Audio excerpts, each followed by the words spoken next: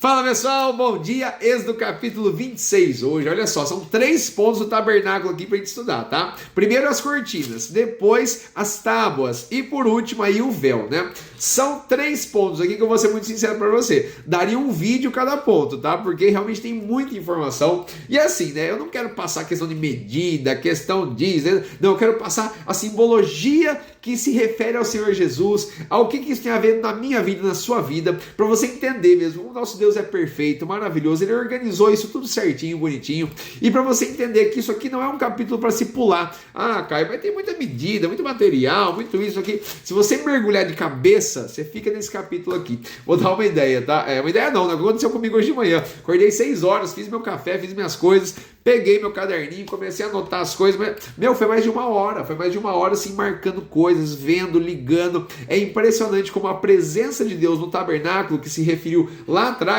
faz total diferença na nossa vida hoje, tá? E eu vou te explicar um pouquinho do que eu aprendi, e é claro que sua missão, de novo, é buscar informação extra, buscar aí, né, a palavra de Deus, pregações, sermões, e ir atrás aí, tá bom? Você tem aí no seu celular, no seu computador, né, uma gama de informações para você correr atrás, tá bom? Deus fala com cada um de uma forma diferente, através de uma expressão, de uma frase, de uma imagem, de um vídeo, então aproveita isso, tá bom? Deus é maravilhoso e não vai deixar você sem a palavra dele de jeito nenhum, tá? Então vamos lá. Do versículo 1 até o versículo 14 vai falar das cortinas, tá? Das cortinas é muito interessante isso, né? Que ele vai falar os materiais, né? Pano azul, púrpura, carmesim, né? As cortinas vão se enlaçar, né? Vão se entrelaçar umas às outras, né? E aí começam as medidas em côvados, né? Uma curiosidade para você. Um côvado era uma medida, né, de um braço de um homem, né, que iria do cotovelo, né, da pontinha do cotovelo aqui, até o final do dedo médio, né, que daria em torno de 44 centímetros, 45 centímetros, tá bom? Então essa era a medida. Então a partir de agora, né, quando você lê, você já vai lembrar, um côvado é em torno de 45 centímetros. Então quando fala ali, né, que a cortina vai ser de 28 côvados, né, o comprimento da cortina, você já faz a conta na cabeça aí, tá bom? Ou usa calculador que é mais fácil. Tá bom? E assim ele vai passando as medidas. Mas é interessante os materiais, né? Que Deus fala. Linho fino, torcido, pano azul, púrpura, carmesim, são materiais nobres, né? Peças nobres ali que Deus estipulou, né? Para realmente criar essa cortina, né? E ele passou tudo isso para Moisés, né? Explicando como que seria, né? Dando esse modelo. E realmente assim, para mostrar realmente que a glória de Deus, ela se manifesta em vários tipos de materiais, né? Depois ele vai falar ali das peles, né? Então vai ter a pele de cabra, de texugo, né? Então assim, gente, você vai vendo os tipos de materiais que Deus vai utilizando e tu tem um motivo, né? Então, por exemplo, você tem que lembrar que eles estavam no deserto, né? Então, determinados tipos de pele, né? Era para proteger da questão da areia, tempestade de areia, né? Se tivesse algum tipo de chuva, alguma coisa. Então, tudo isso que Deus foi estipulando foi para realmente ali proteger, né, aquele tabernáculo, mas também mostrar, né, tanto a parte externa como a parte interna, que há uma organização, há uma beleza também, né? De fora para dentro é um detalhe, de dentro para fora é outro, né? E é impressionante isso, né? Como Deus ele utiliza toda a sua criação, né? Inclusive ali, né, as linhas, os panos, as peles de animais, né, para realmente mostrar que a glória é totalmente dele, né? Depois ele vai falar dos materiais, né, como ouro, né, que ele vai revestir, né, as tábuas que a gente já vai entrar daqui a pouquinho. Então assim, para você entender mesmo, né, que essas cortinas, né, que era a parte mais externa, assim, ela já dava a primeira visualização, né? Era algo organizado, era algo com excelência. Então, quando você for fazer algo para Deus, quando você for utilizar aí, né, do seu trabalho, do que você sabe fazer de melhor, do seu dom, né? Cada um de nós tem um dom para aplicar, né? Seja no nosso trabalho, seja na nossa fala, seja na nossa ação direta, cada um tem um dom, né? E Deus ele ama a diversidade. Então, ou seja, assim, né? Ele espalhou dons em várias pessoas de diferentes formas, diferentes maneiras. Então, use o seu dom com excelência para o reino de Deus, né? Para outras pessoas que não conhecem o Senhor visualizarem Jesus Cristo em você. Esse é o foco aqui, né? Esse tabernáculo foi construído para mostrar a glória de Deus mais uma vez, a presença de Deus ali no meio do povo, né? Tanto que estava em movimento esse tabernáculo, não ficava fixo num ponto final, não, era em movimento, para realmente os povos visualizarem, né? Mas mostrava ali que era a presença de Deus com o seu povo, tá bom? Então, depois você dá uma lida e uma olhadinha aí também, né, na questão da cortina, né? O segundo ponto, deixa eu virar a página aqui que grudou. Aqui é as tábuas do tabernáculo. As tábuas seriam meio que, entre aspas, o muro, né, ali do tabernáculo, né? Uma tábua do lado da outra, né? E isso aqui é muito interessante, porque essas tábuas, elas eram feitas de madeira, né? Madeira de acácia.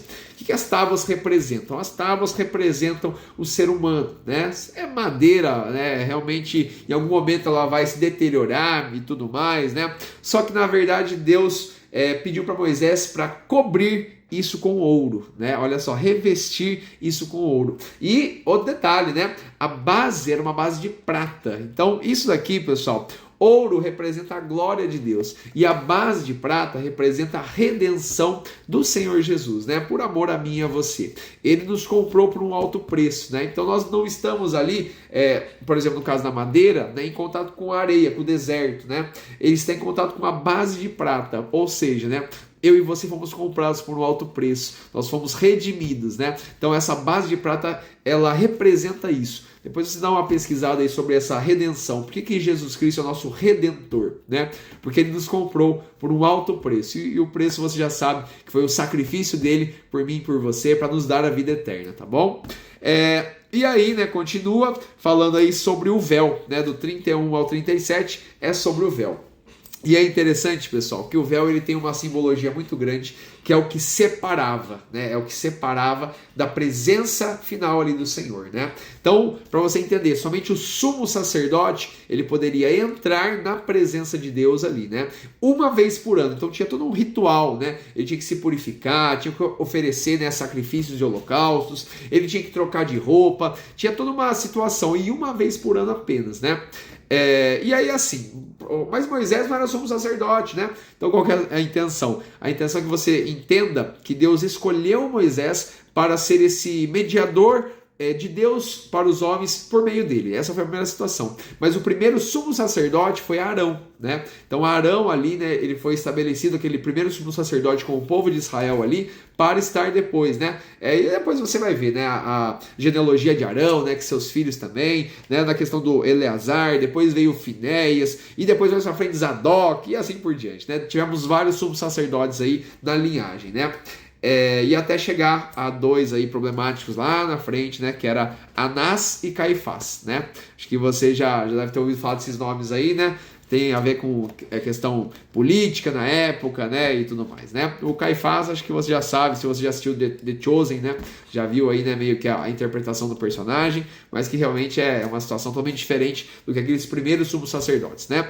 Mas nós sabemos que o Senhor Jesus Cristo, quando ele se sacrificou por amor a mim e a você, o véu do templo se rasgou, né? O que isso significa?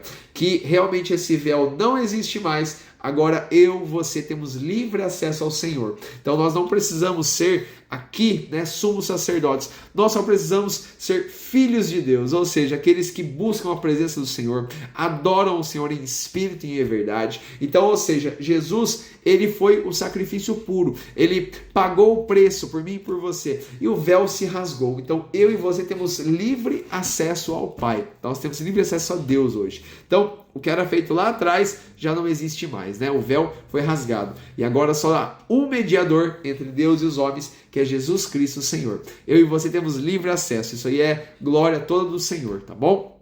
Para você entender isso. Então assim, pessoal, de resumo, né, esse capítulo 26, ele nos mostra sobre a presença de Deus, né, dentro do tabernáculo, a santidade e separação na questão ali, né, dos materiais, da própria diferença entre o local santo e o local santíssimo, né, que só o sumo sacerdote poderia entrar, a tipologia de Jesus, né, em todos os materiais, realmente ali com tudo que ele veio nos ensinar, nos mostrar, ele estava lá presente, né, ele era o próprio tabernáculo, a presença de Deus. O tabernáculo também representa a estrutura da igreja, né? Ou seja, tudo era junto, com argolas entrelaçadas, era tudo unido, ou seja, a igreja tem partes, né? Tem ministérios, então nós somos a igreja do Senhor, nós somos a noiva de Cristo, né? Isso aqui é importantíssimo. E a adoração em excelência, isso aqui é fundamental, tá bom? Para você não esquecer. Sempre adore ao Senhor com excelência, porque o tabernáculo representa a excelência de Deus, a presença de Deus no meu coração e no seu coração, tá bom? Então nos vemos no capítulo 27. Um grande abraço, Deus abençoe.